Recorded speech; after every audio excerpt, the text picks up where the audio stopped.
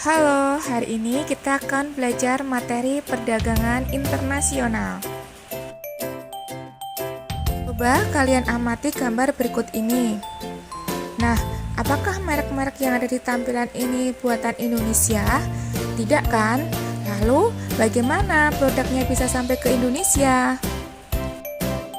Barang-barang dari luar negeri bisa masuk ke Indonesia karena adanya perdagangan internasional. Apa itu perdagangan internasional?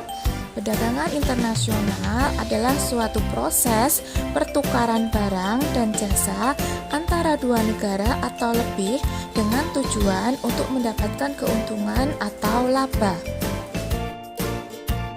Dalam perdagangan internasional ada dua kegiatan, yaitu satu, ekspor. Ekspor adalah kegiatan mengirimkan atau menjual barang ke negara lain. Nah, pelakunya disebut dengan eksportir. Yang kedua, impor. Impor adalah suatu kegiatan memasukkan atau membeli barang dari negara lain. Pelaku kegiatan impor disebut dengan importir. Apabila dilihat dari kegiatannya, perdagangan dalam negeri dan perdagangan internasional pada dasarnya sama, yaitu pertukaran barang dan jasa. Tapi ada beberapa perbedaan antara perdagangan dalam negeri dan perdagangan internasional. Apa saja perbedaannya? Yang pertama, dilihat dari jangkauan wilayah. Perdagangan dalam negeri hanya meliputi satu wilayah negara saja, sedangkan perdagangan internasional menjangkau beberapa negara. Dilihat dari cara pembayarannya, perdagangan dalam negeri menggunakan satu macam mata uang, sedangkan perdagangan internasional menggunakan valuta asing. Dilihat dari sistem distribusi, perdagangan dalam negeri menggunakan sistem distribusi langsung, sedangkan perdagangan internasional menggunakan sistem distribusi tidak langsung. Dari segi peraturan yang berlaku, perdagangan dalam negeri menggunakan hukum negara sendiri atau hukum nasional, sedangkan perdagangan internasional menggunakan aturan beberapa negara atau hukum internasional. Dari segi biaya angkut, perdagangan dalam negeri biayanya lebih murah, sedangkan perdagangan internasional biayanya lebih mahal. Kemudian dilihat dari bea masuk, dalam perdagangan dalam negeri tidak dikenai bea masuk, hanya berupa retribusi. Sedangkan perdagangan internasional dikenai bea masuk. Dari segi kualitas barang, perdagangan dalam negeri barangnya berkualitas bervariasi bermacam-macam, sedangkan perdagangan internasional standarnya menggunakan standar internasional. Faktor yang mendorong terjadinya perdagangan internasional antara lain: 1. Perbedaan sumber daya alam yang dimiliki oleh setiap negara. Setiap negara mempunyai sumber daya alam yang berbeda-beda, sehingga mengakibatkan perbedaan hasil produksi. Contohnya, Arab Saudi tidak mampu menghasilkan sayur mayur, maka harus mengimpor dari negara di kawasan Asia. Sedangkan Indonesia memiliki banyak sumber daya alam yang berupa hutan dan perikanan, sehingga bisa memiliki peluang untuk menjual hasil dari hutan dan perikanan ke negara lain.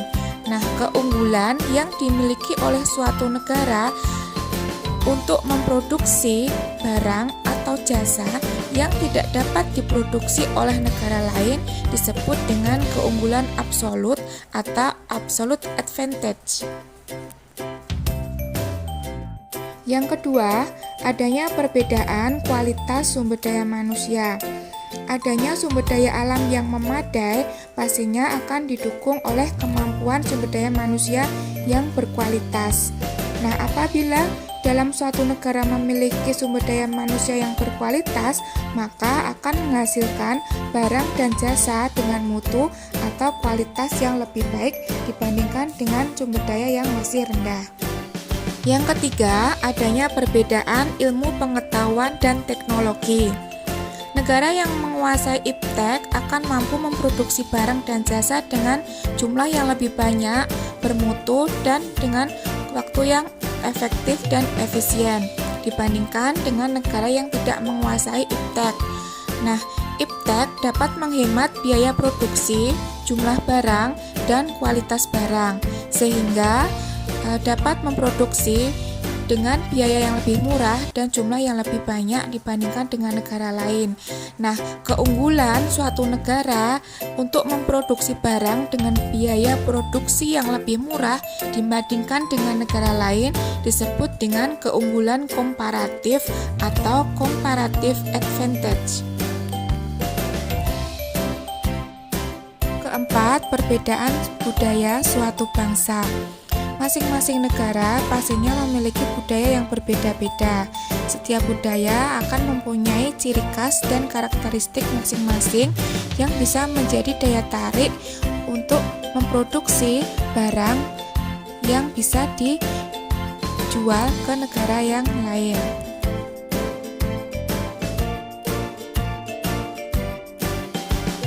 Dalam suatu perdagangan, pasti bertujuan untuk mencari keuntungan. Dalam perdagangan internasional, selain untuk mencari keuntungan, pasti ada beberapa manfaat yang diperoleh. Antara lain, yang pertama, untuk memenuhi kebutuhan barang dan jasa. Yang kedua, menciptakan spesialisasi produk yang tidak dapat dihasilkan oleh negara lain. Yang ketiga, mendapatkan barang dengan mudah dan harga yang lebih murah. Yang keempat, mendorong kegiatan produksi. Yang kelima, meningkatkan hubungan persahabatan antar negara. 6. Meningkatkan devisa. Yang ketujuh, mendorong kemajuan iptek. Dan perdagangan internasional antara lain 1. Proteksi. Proteksi adalah kebijakan pemerintah untuk melindungi produk dalam negeri. Contohnya, Indonesia mengenakan tarif yang tinggi untuk impor kain yang berasal dari Cina dengan tujuan harga kain yang berasal dari Cina supaya lebih mahal, sehingga kain yang dihasilkan dari Indonesia harganya bisa lebih murah sehingga lebih laku dibandingkan dengan produk dari Cina. Yang kedua, kuota. Kuota adalah kebijakan untuk membatasi jumlah ekspor dan impor dari suatu negara. Nah, dengan adanya kebijakan kuota, barang impor dari negara lain pastinya akan terbatas jumlah dan volumenya. 3. Tarif kebijakan pajak atas barang impor dan ekspor. Tujuannya untuk meningkatkan devisa negara.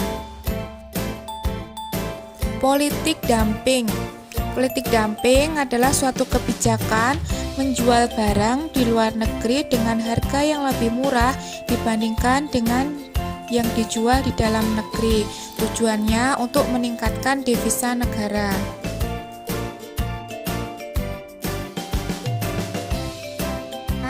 Bea masuk. 6. Peperangan. 7. Adanya perbedaan hukum atau aturan di setiap negara.